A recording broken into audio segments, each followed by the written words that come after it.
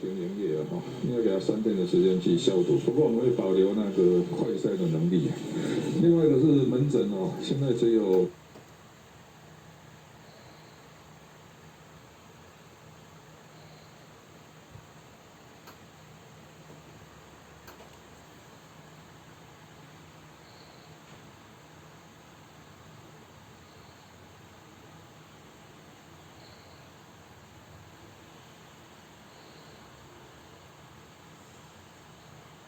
卸载哈，这样它压力会下降。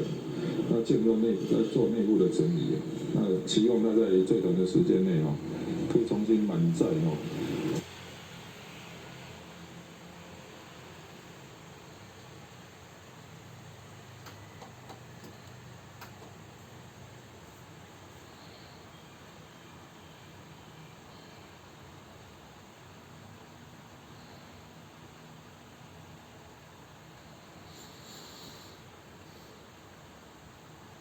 已然在和平医院有2个。